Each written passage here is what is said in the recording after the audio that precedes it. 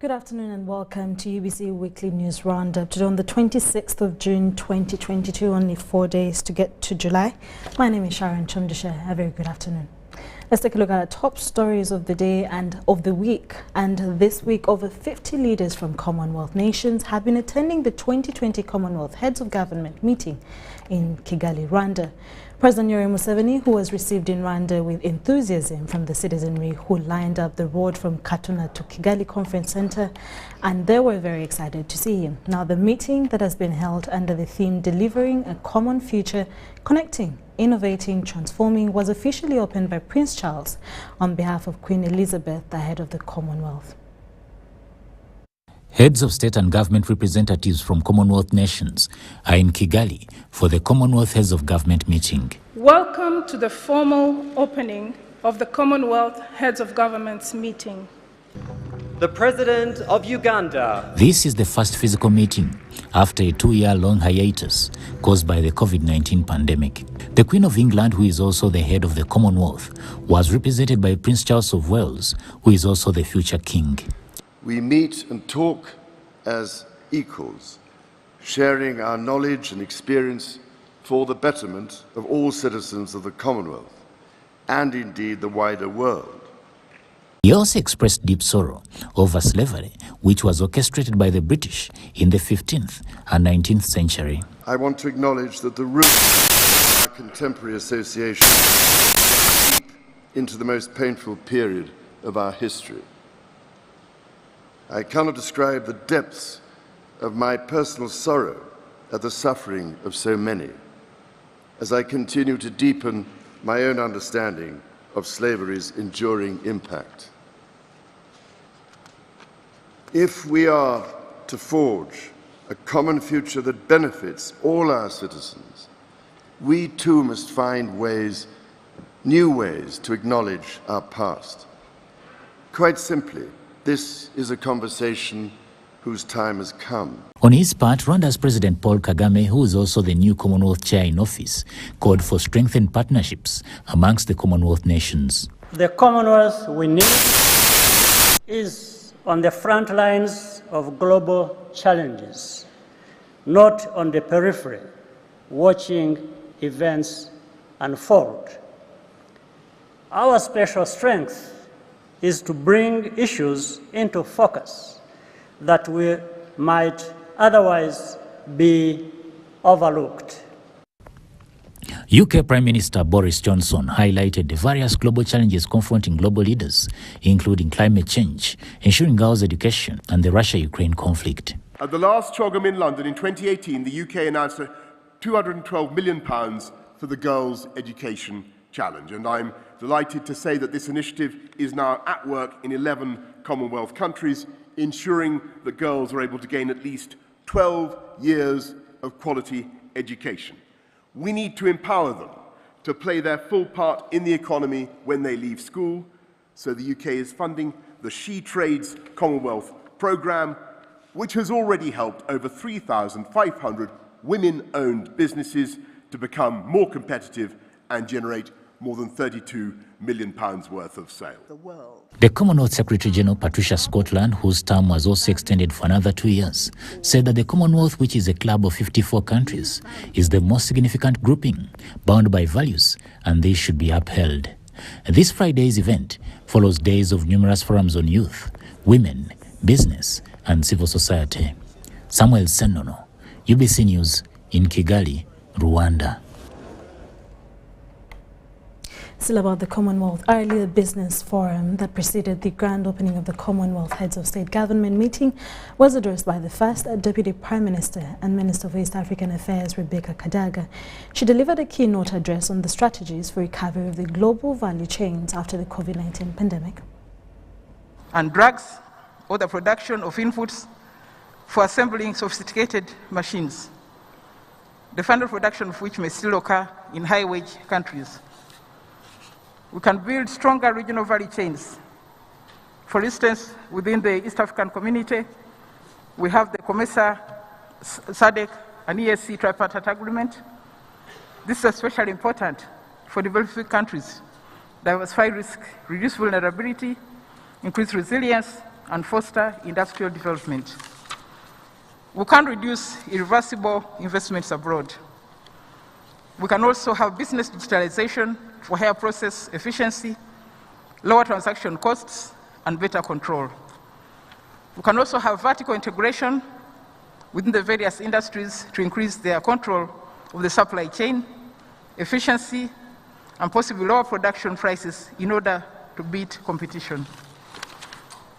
The pandemic has eliminated pre-existing underlying fragilities of global value chains, strengthening the demand for more localized, resilient, and agile value chains to manufacture products customized to local needs.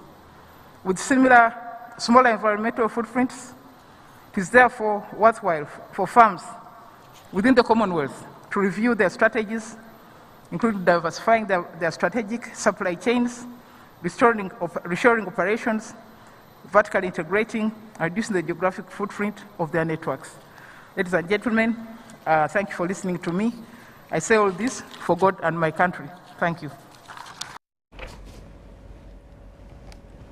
Still in the course of the week, earlier this week, President Museveni joined his counterparts in Nairobi to discuss regional issues and matters connected to security. Now, the third East African Community Heads of State conclave on the peace and security situation in the Democratic Republic of Congo was chaired by President Uhuru Kenyatta of Kenya. President Museveni has returned from Nairobi, Kenya, where he has been on a one-day official visit. In Nairobi, Museveni joined other East African heads of state to discuss regional issues and matters connected to the security situation in the Eastern Democratic Republic of Congo.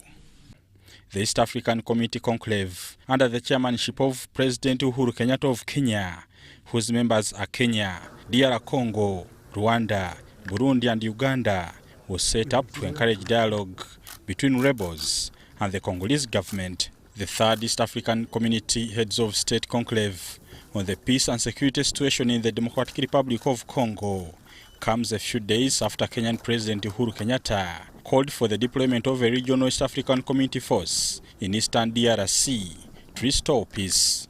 Mr. Museveni, via his Twitter handle, said the problems affecting the region, like the crisis in Congo, need a collective approach from all regional members of the East African community.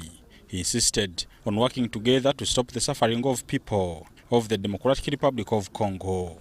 On the morning of June 13, M23 rebels took control of Bunagana, a city in the eastern North Kivu province, from the Congolese military, according to media reports. The meeting was also attended by Rwanda's President Paul Kagame, that of South Sudan Salva Kiir, and Evariste Ndayishimiye of Burundi.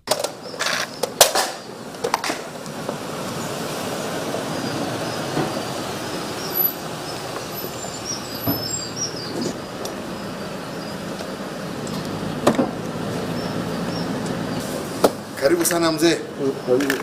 Asante. Earlier, President Museveni was received at State House, Nairobi, Kenya, by His Excellency President Uhuru Kenyatta, the chairperson of the East African Community.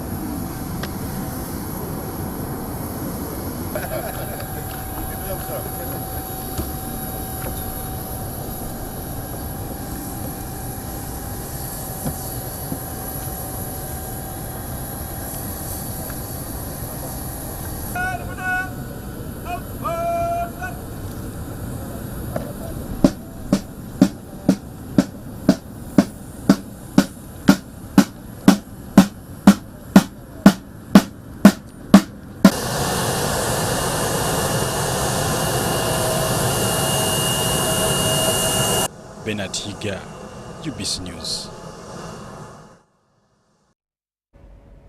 East African Community Heads of State on Monday directed that a regional force be immediately deployed in the Eastern Democratic Republic of Congo to ease the escalating tensions between DRC Defense Forces and M23 fighters.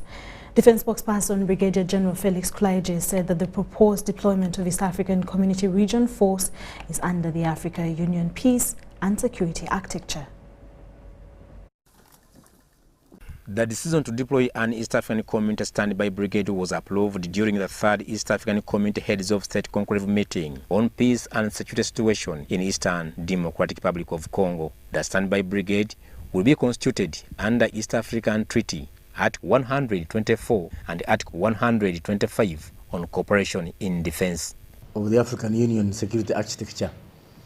The African Union Security Architecture did put in place a mechanism where sub-regions of the African continent would have standby brigades to deal with the situations in their sub-region, be it emergency situations, be it disaster, or indeed security challenges, like now the case of DRC.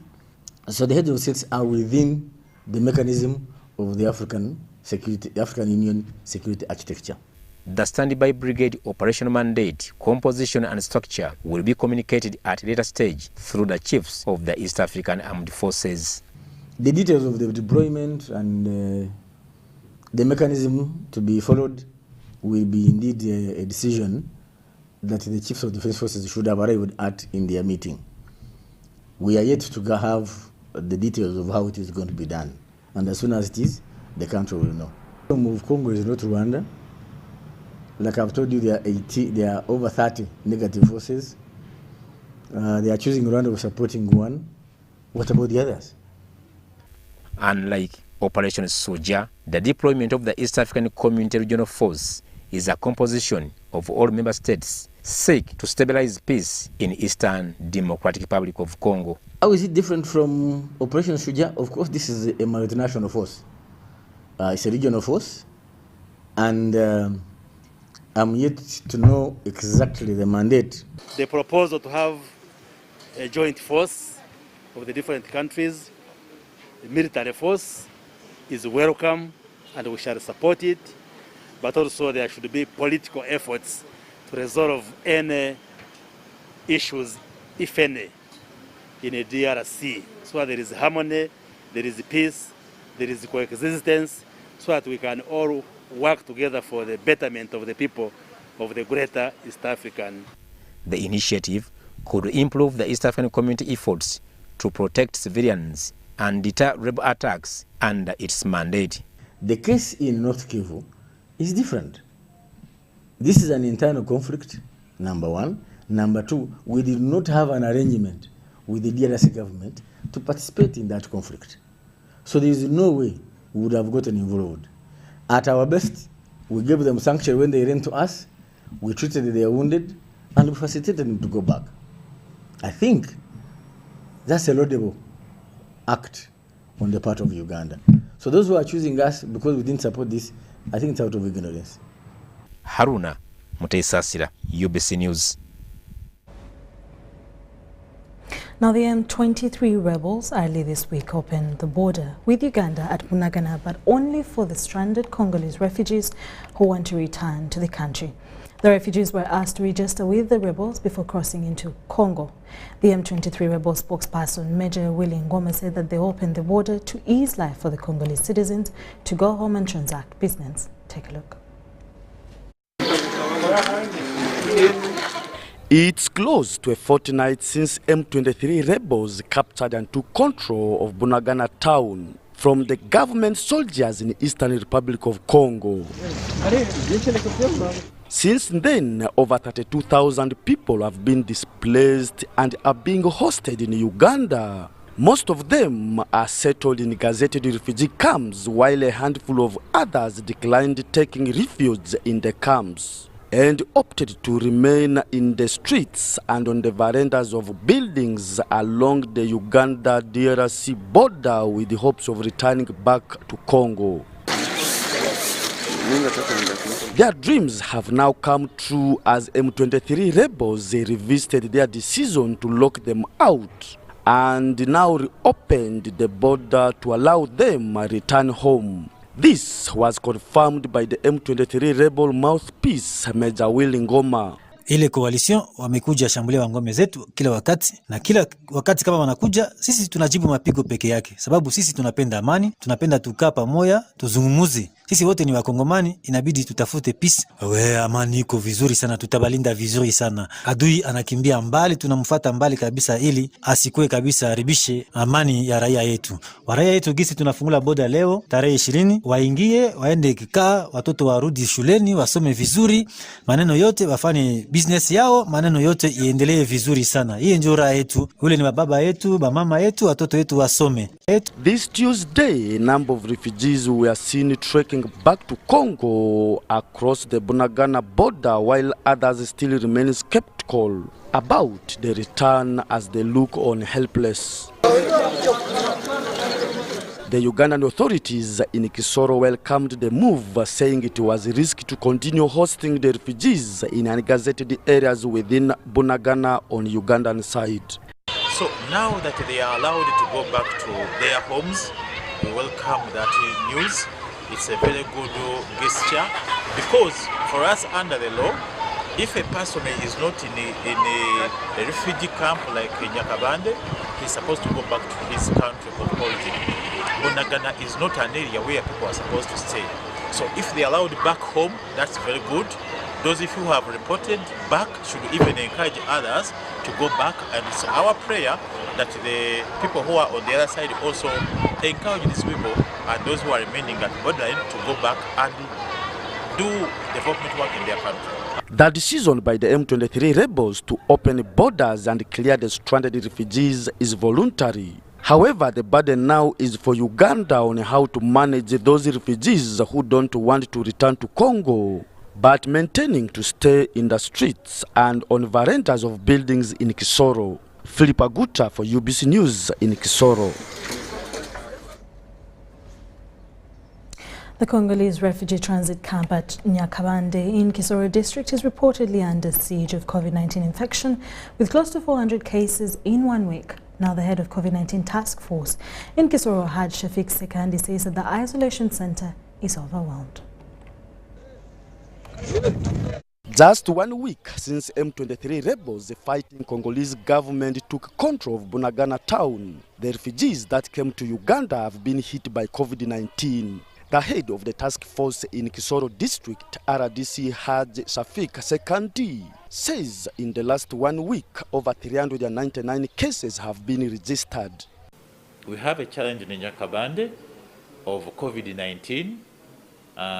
Many people now have been tested. On arrival, every asylum seeker is checked at the gate.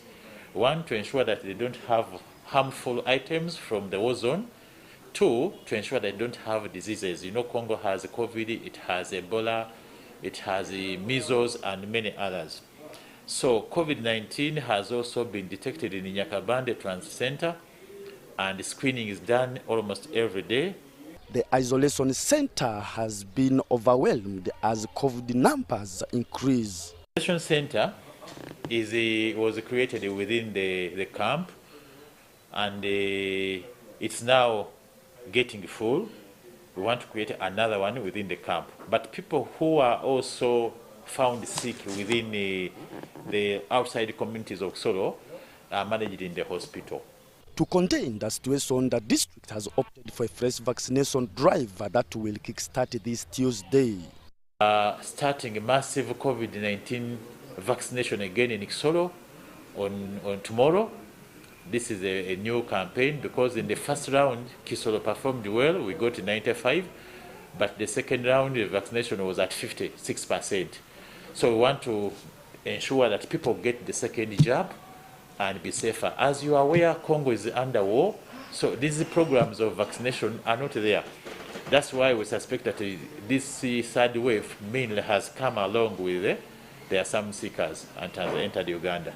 The refugee crisis started on Monday last week when M23 rebels fighting DR Congo government took over Bunagana town. And since then, Uganda has received over 32,000 refugees. Philip Aguta for UBC News in Kisoro. President Yoweri Museveni was this week represented by Vice President Major Jessica Alupo during the commissioning of 4 houses to the victims of the 2021 election violence in Katakwi district. The Vice President assured the affected families of Ngariam and Toroma that government will work continuously to bring the culprits to book.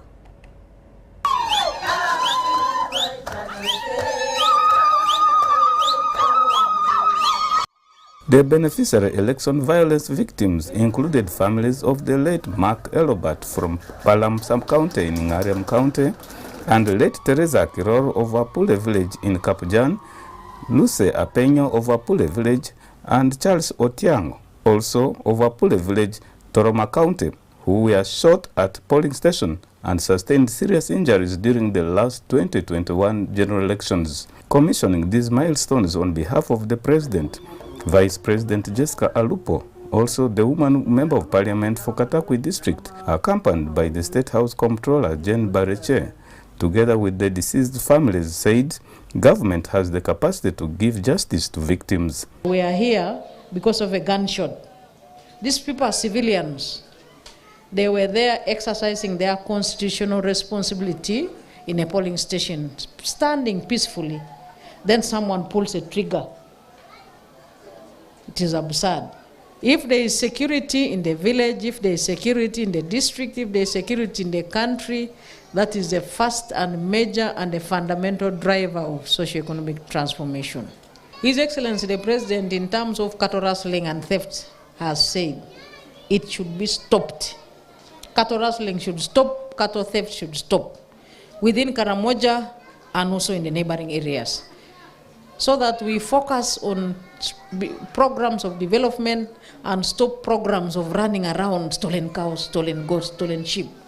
Everybody is supposed now to give his sheep under the parish development model, goats, cows, and so on and so forth. During elections, we need security. When we are not having elections, we need security. At any one time, we need security in order for us to implement our programs at home, but also as government. So I want to thank His Excellency the President, General Yoweri Kaguta Museveni, for first enabling Uganda to enjoy peace and security for the last how many decades? They are saying that for the last 3 decades, 3 and above. Bapa Esperone President Akan.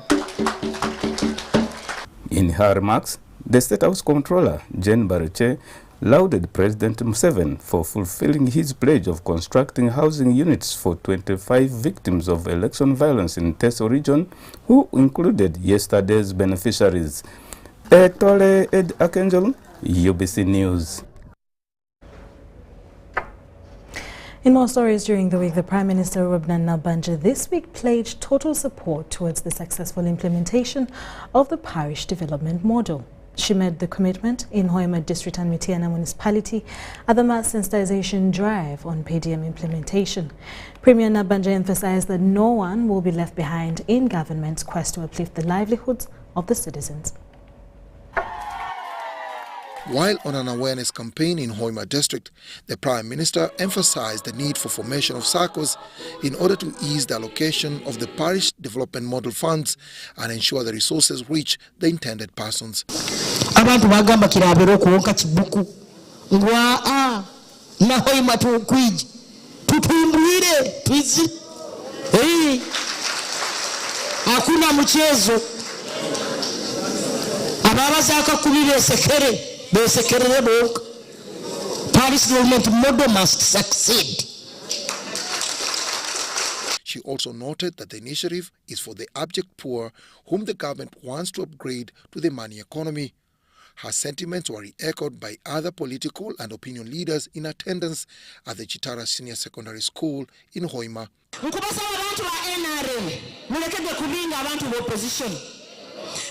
Museveni akatugamba tuvume. Fishermen and women. After the drive in the Greater Bunyoro sub-region, Nabanja continued with her mission, which took her to the Mityana district. On arrival, she was received by Judith Nabakova, the Minister of Lands, Housing and Urban Development, among other political leaders.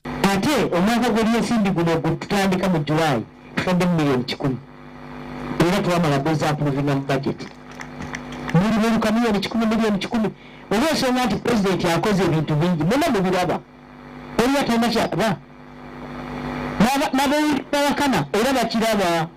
As the leader of government business, Nabanja urged politicians to stop politicizing the initiative and instead mobilize communities in order to benefit. A lot of preparatory work has been taking place since the launch of policy development model in Feb. And the government has developed guidelines for use in training the population. Guidelines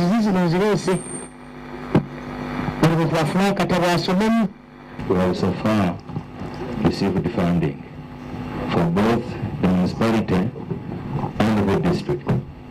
So, Right Honorable Prime Minister, you're coming here to undertake this important activity of launching the program in the district will give us a good beginning. Nabakoba referred to PDM as the game-changer government campaign capable of economically empowering the whole nation.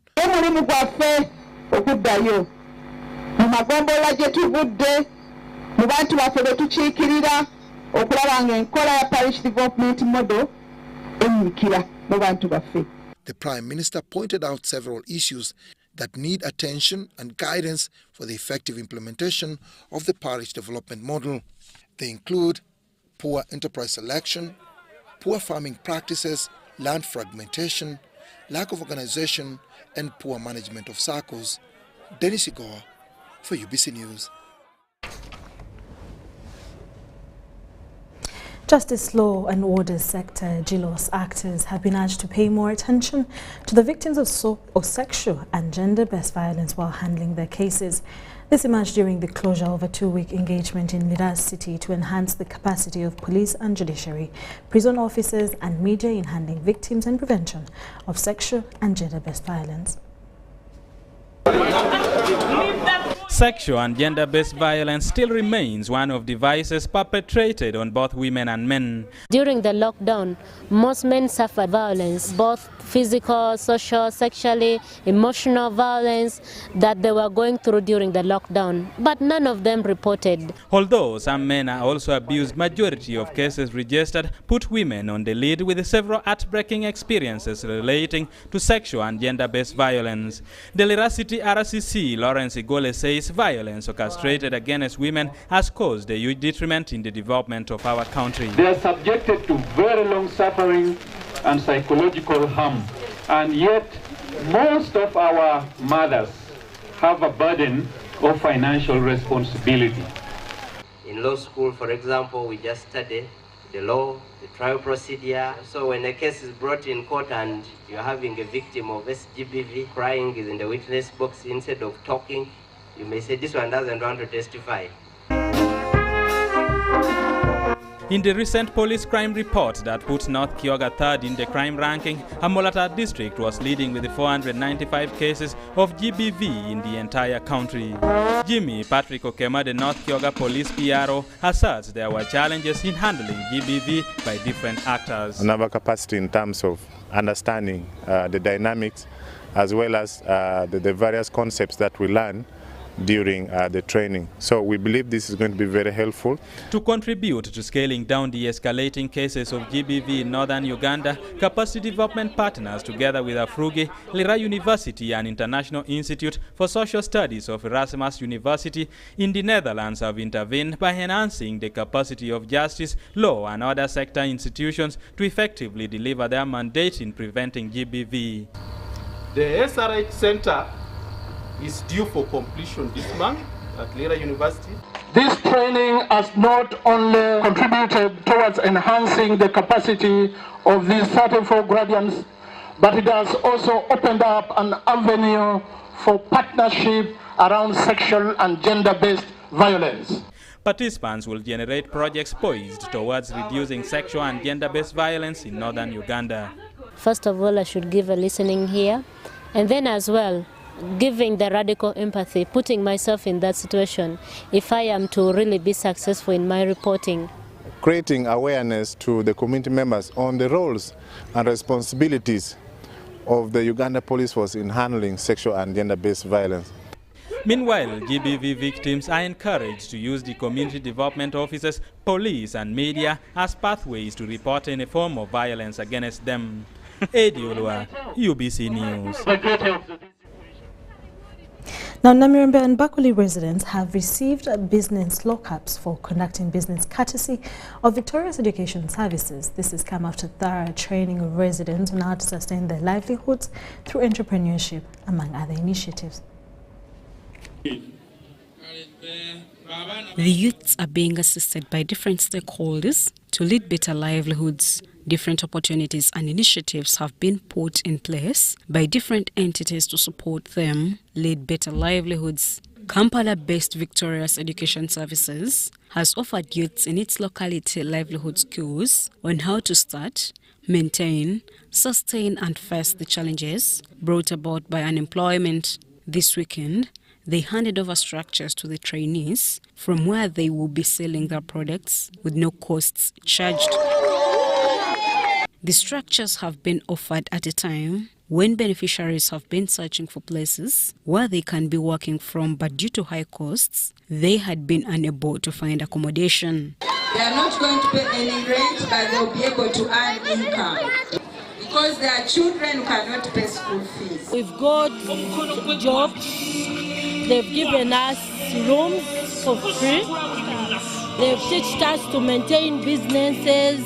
Trained us through a lot of things where we gained these skills that we have used to make such shoes. The administrator of Victoria's Education Services, Richard Musime, says they have moved away from handouts where they could mobilize for clothes to creating really employment to their neighbors. This apportion a certain area for them so that they can exit their products, not once, but as their daily way of living.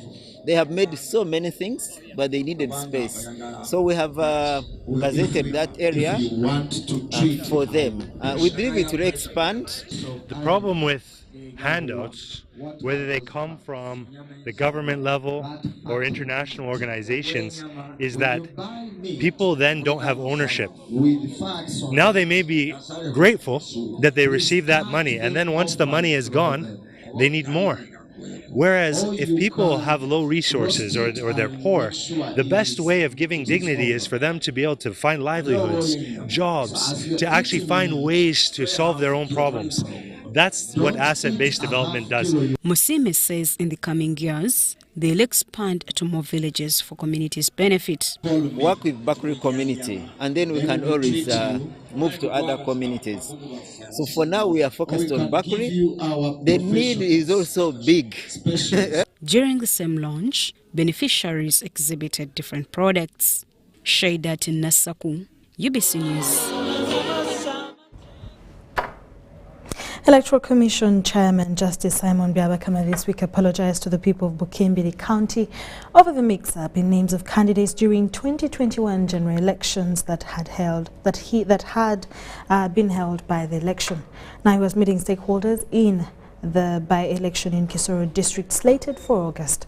The parliamentary seat for Bukimbiri County fell vacant after court ruling where a member of parliament, Eddie Kwizera, was thrown out following a mix-up of names of candidates during the 2021 by-elections. Agota reports.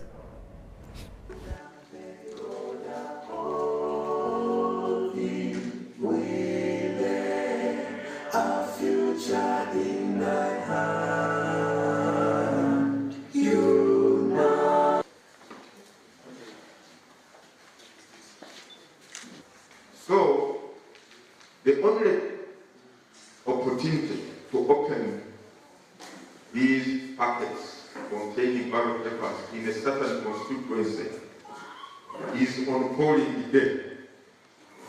On polling day, that's when these ballot papers are opened, and then the books are looked at, and then people say, hey, but now, there was a mistake here.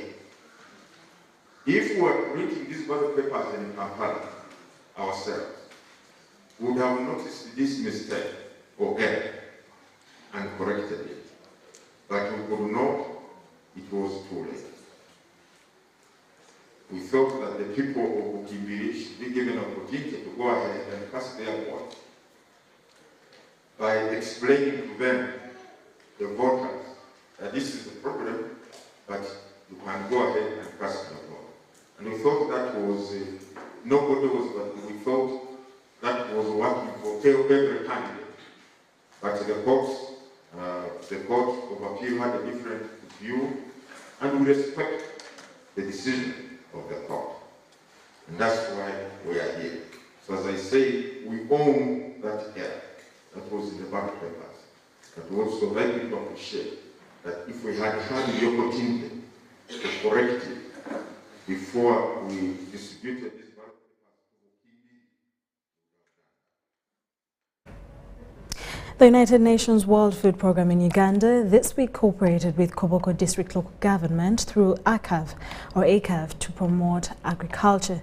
This is aimed at improving food security among refugees and host communities in West Nile. According to the country director of World Food Programme in Uganda, Megag, World Food Programme is shifting to providing cash to refugees so that they can buy their own food. Details follow.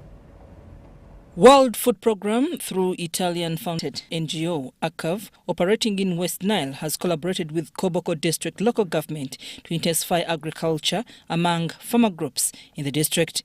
This is through a project dubbed Agriculture and Market Support, which is aimed at addressing nutritional challenges among refugees and host communities in West Nile.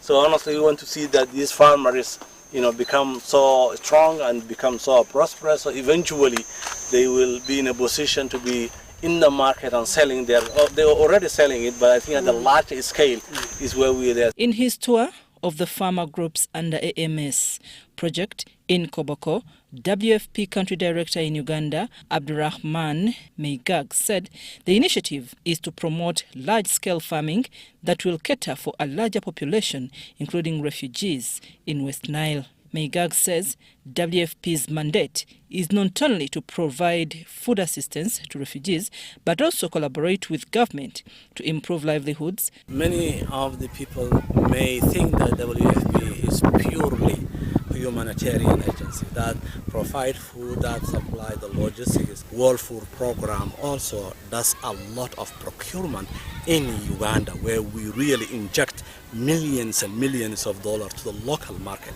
We buy the commodity from the Ugandan farmers. WFP has got a dual mandate, which is both development and humanitarian. That's why we want to encourage and work with the government on livelihood, resilience, social protection programs. In the AMS project, ACAV is mandated to channel market opportunities from the private sector involved in value addition so that they can buy produce from these local farmers.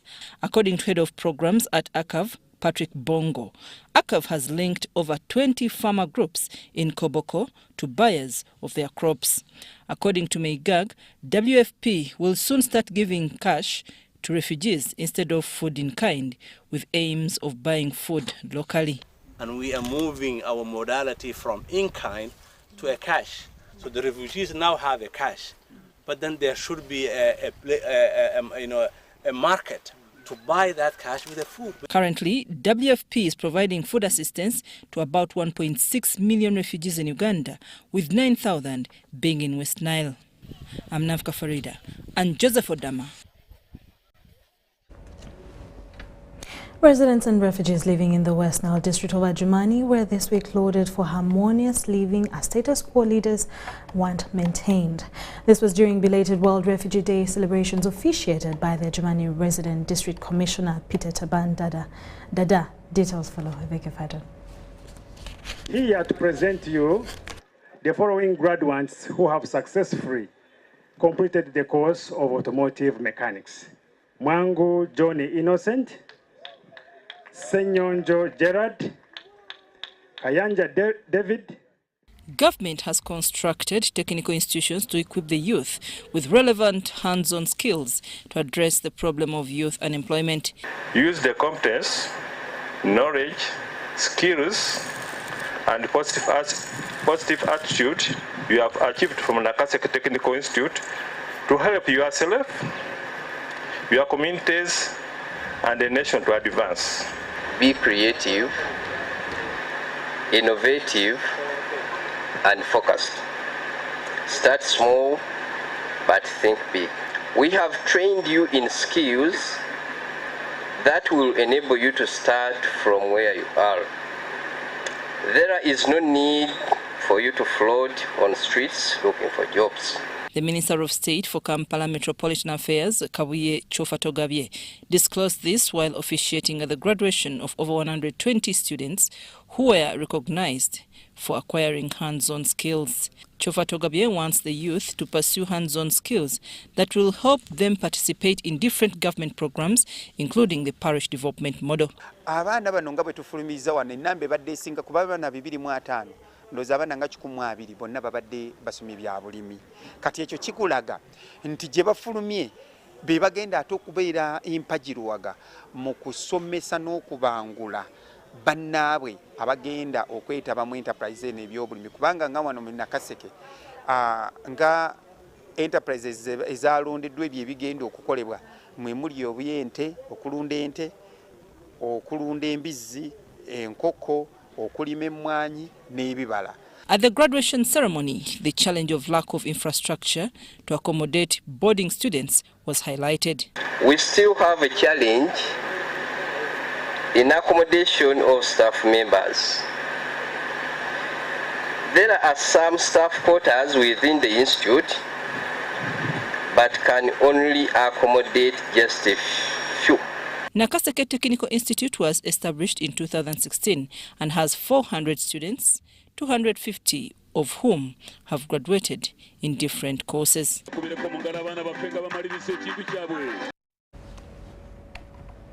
The State Minister for Kampala Metropolitan Affairs, Kabuye Chofatogabye, this week officiated the first graduation ceremony of Nakaseke Technical Institute, where over 120 students were recognized for acquiring hands-on skills.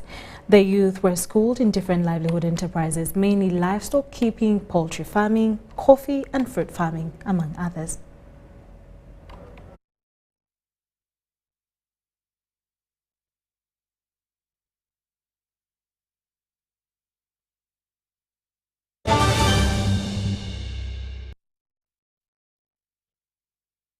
Football packages, great entertainment, sports, local content, telenovela, the movies. There is something for everybody. Everybody, Go TV. This is where great stories live. Get the best entertainment for any budget. With GoTV, you will have great entertainment for as little as 13,000 Uganda shillings per month. GoTV, great stories. Zidiwano, GoTV Uganda. Love it.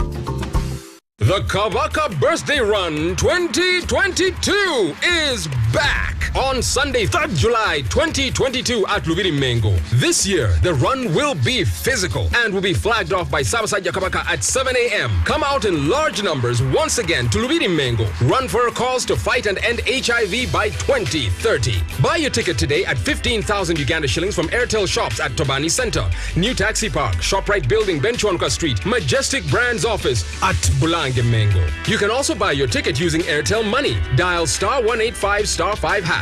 Select Payments, select Kabaka Run, and follow the prompts to complete the payment. Kabaka Birthday Run 2022 is brought to you by UNAID, CBS, BBS, and Airtel, the smartphone network.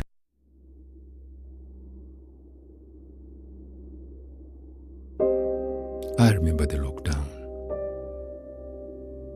when the streets were empty and our lives disrupted, when businesses closed and our livelihoods hung in the balance. Hospitals were full. We lost loved ones, jobs, and hope. Our children couldn't study anymore. We cannot let this happen again. We should not go back. Get fully vaccinated against COVID-19 and join the millions of Ugandans who are already vaccinated.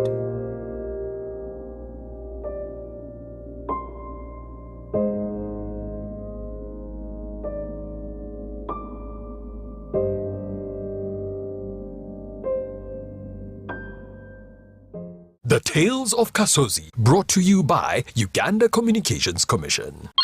Hello, this is Kasozi. How can I help you? Congratulations. Oh, one good day. Good day? But I haven't entered any competition. Owadechi, since you use your phone every day, we have randomly selected you as one of our loyal customers, and you have won a brand new pickup. Hey, so how do I get this pickup? The pickup is in Namave. All we have to do is quickly bring it to you. You know, we are delivering many of them. So, just send us 100k for fuel via mobile money and we'll bring it to you. But Chief, I'm in no hurry to receive it. Namambe is just here. Keep it at your warehouse, give me directions, and I will get time to pick it up. Vow nawe. If you don't have money, just say. Tonfera, never send money to strangers. Winners of competitions are contacted through official channels and are never asked to pay for anything. Stay tuned for what Kasozi does next. Tonfera, refrain from unnecessary engagements with strangers over the phone. This message is powered by UCC, MTN, Airtel, Bank of Uganda, and NPSP Association.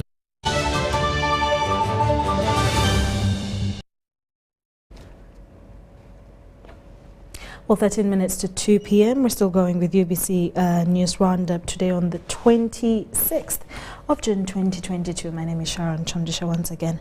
Now, people living with vitiligo in Uganda are demanding that the condition be recognized and mainstreamed in the health system, including other programs geared at creating awareness.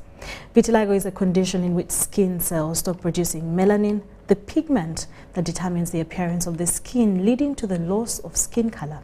Take a look.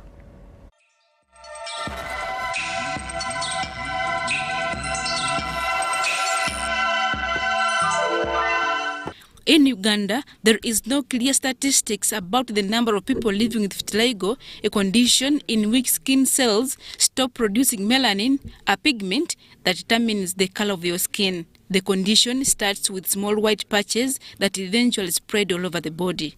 This condition came into 2007. That's when it started, and it started on my lips. I saw some red thing and some spot on the forehead here. So like the mouth immediately. That's when I got a challenge of people saying that I'm HIV positive. I remember people said that I'm HIV positive. So it was too much on me, like I couldn't believe this. So like I was so stressed. I didn't know that stress triggers it. So being stressed, all of a sudden it spread the whole body. The part of the eyes here, I remember I used to camouflage with the shoe polish. You can imagine you're putting shoe polish to cover the patches, the white patches on your face. Other than stigma from other people, there is also self-stigma. People who live with vitiligo do not feel physical pain per se, but they feel emotional pain. Because growing up when you're okay and then all of a sudden you're someone different, it's hard to adjust to such a condition. So it takes time and love, patience, understanding from the people around you for one to reach that acceptance level. The condition does not cause any pain, but those with it go through a lot of psychological stress and social phobia. Because my son was so stigmatized, I could go to school, then kids could run away from me, asking my son, was your mom burnt? Was she what? What is it? Is it fire? Is it acid? So whenever I could come near them, you see they ran away from me. So my son would come back home, tells me, Mommy, people, they disturbed me. They asked me what happened to you. So that's when I went first, and I went to the office of the head teacher. I first stayed the teachers. So they gave me, whenever there is a program in the school, like Parents' Day, something, they give me a platform and I sensitize. People living with vitiligo have different levels in which they are affected, with others having the whole body affected, while others have small patches on the body. The condition is therefore associated with stigma and discrimination and cannot be cured completely. There are several treatment options, light therapy, there are some ointments someone can use, there are some immune boosters someone can take to reduce the spread or to reduce the progression, or sometimes to even the skin. However, vitiligo is not curable, so even when you might get better, but you're not cured. There are also other modalities. We can also do what they call depigmentation therapy. They change the color of the skin. We can also do the surgical approach, whereby they do what they call grafting. So they graft one part of your skin and then graft to that part where it has been affected. Although there is no clear statistics about the number of people living with vitiligo, the Vitiligo Association of Uganda has over 200 members, an indication that the number is bigger. Adiana Kute, UBC. Thank you so much, Adiana Kute. Indeed, we should stop the stigmatization and victimization for those that have vitiligo. Thank you. Now, in more stories, with the Rwenzori region bracing for the 2020 Teluji or Ice Festival, organizers have added a sport component that will feature in a marathon. This 21 to 42 kilometers marathon is expected to attract so many people, and who is who in Uganda's most mountainous district. Now, as Kasese, God has blessed us, I must say, us with so much, especially with Queen Elizabeth National Park, which is just below 2,000 square kilometers. It has probably the highest concentration of hippos of any place. You know, the Kazinga Channel has probably the highest concentration of hippos of any place in Africa. Queen Elizabeth National Park also has 660 different species of birds. That is the highest concentration of birds per square kilometer of any protected area in the world. America as a country has got 778 different species of birds, wild birds. So Queen Elizabeth National Park is almost 100 bird species shy of America. Americans make close to $100 billion for people who go to watch birds there. We are also in the business of transforming lives around the people that, that we work with. So it's quite an honor for us to be part of this, to build Kasese and the people in Kasese, but also promote the tourism in our country at large. So Tascalite is quite privileged to be part of this, and we commit to be in this partnership for the long term. Even 10 years is the plan. So with Tascalite, we are here to stay. You will be with you throughout, and to grow this property and Kasese at large. What to expect?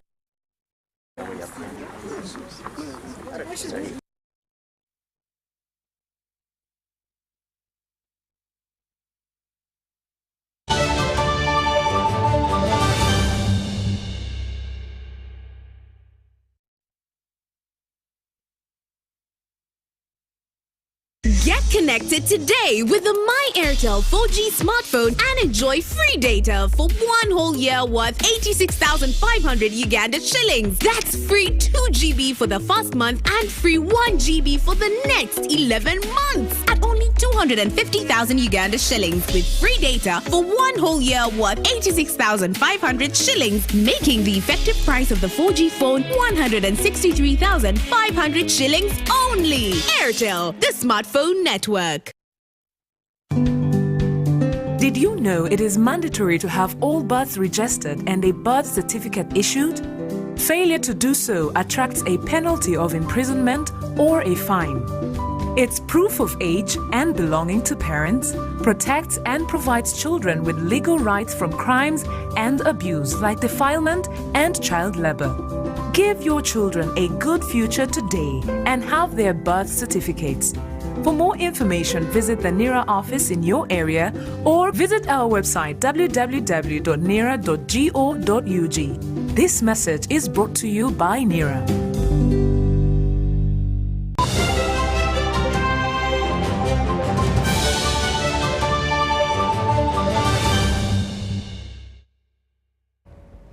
You're still watching UBC News Roundup. In more stories, the Police Directorate of Fire and Rescue Services this week urged factory proprietors to consider safety control measures as main installations at their plants. Hassan Chihandi was addressing quality chemical workers at the end of the company's safety. He said that installation negligence is the main cause of fire outbreak in big facilities. Some of the critical installations Police Fire and Rescue Services Directorate recommend in the establishment of major facilities are water hydrants and fire extinguishers. At the conclusion of CIPLA Safety Week at their headquarters in Luzira, Nakawa Division Mayor Paul Mugambe underscored the need for factory owners to revise their operations and consider environment conservation measures. You find some factories disposing of waste. There are some factories, as the mayor, I'm grappling with, disposing waste in drainage systems, in their neighborhoods. Very filthy waste, very ghastly waste, very dangerous. We've seen factories even releasing fecal material. Yes, in the communities surrounding them.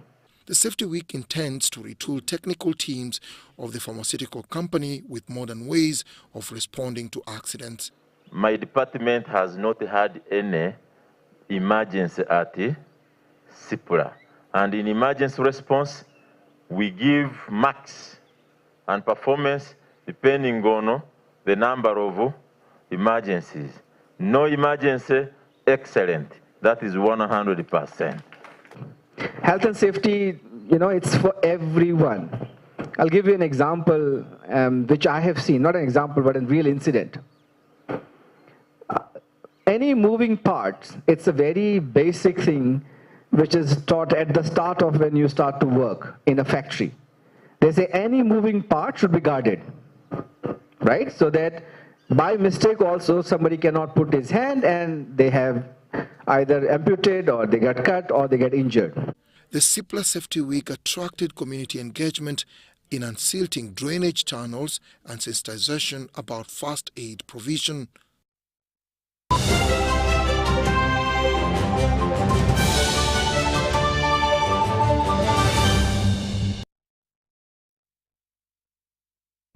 Now in our sports stories, sports parents were this week advised to play a lead cast of interesting their children into sport, which lately is fully fledged and when done professionally is a tangible job that yields massively. Canon Lydia Ibinjira was presided over a sports gala at Crested Secondary School in Machindi. Now the gala attracted several teams in most of the known sports disciplines like track, field and soccer.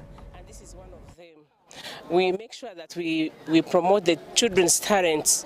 We have children who know how to run, those who are good at sports, those who are good at netball. So it's our duty to ensure that every child exercises or exploits her talent. So today is very important. It promotes their talents, and it can even be a livelihood for some of the people. So it is very important. And I want to thank the parents of Crested Secondary School because they have supported us, they support the children, they encourage them, and they really support the school. Crested Secondary School, we do not only stop at sports, but we give the whole round education. Academically, we are very good. Sports-wise, we are very good. If it comes to music, dance and drama, we are excellent. So that's Crested Secondary School. That's how we are, and that's how we promote children's talent. When you bring your child to Crested Secondary School, you know you are going to get a whole child, a whole round child.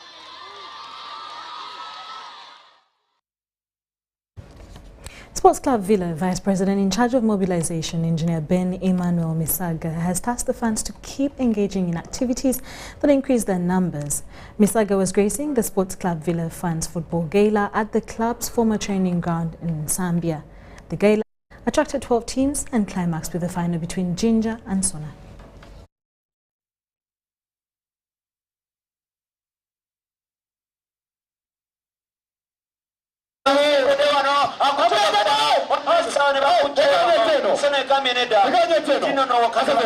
The gala means to bring back the fans, and secondly, to make sure to show the world that Villa is one. That is the most important thing. What is next for the club is best results, because now we are pruning to get the best. Yeah. Looking at what we have and what we program to bring on board, we shall have the best the sports club.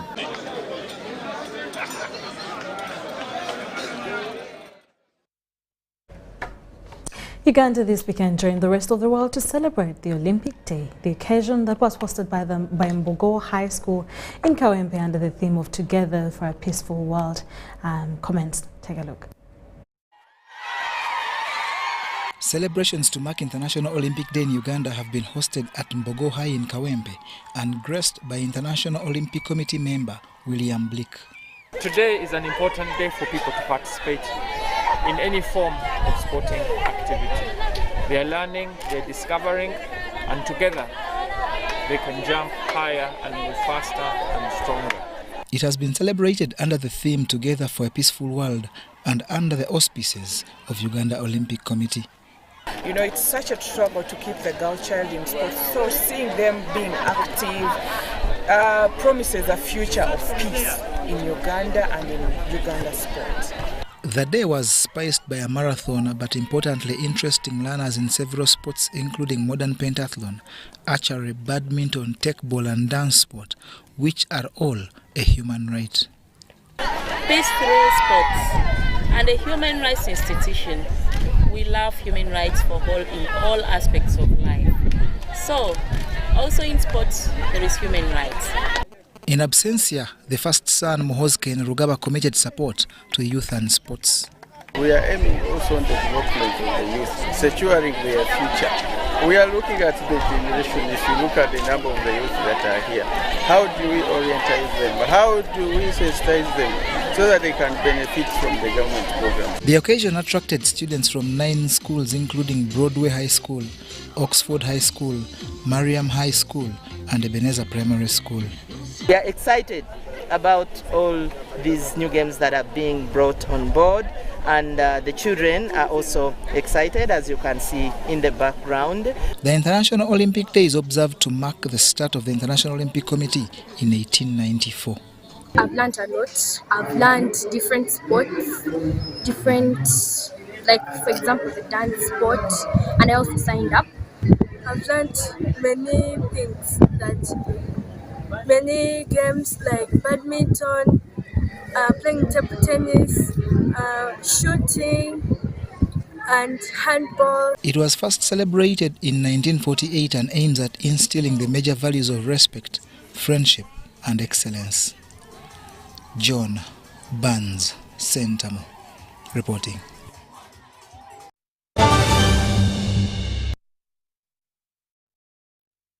That brings us to the end of the UBC News Weekly Roundup on the 26th of June 2022. My name is Sharon Kyomugisha.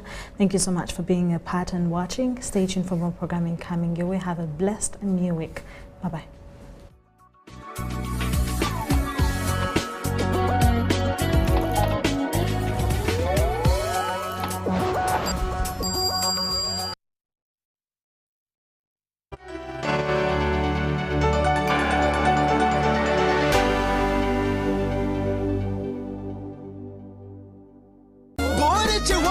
na MTN Momo Nyabo echora kuri chonka amazina ganje ne banyeta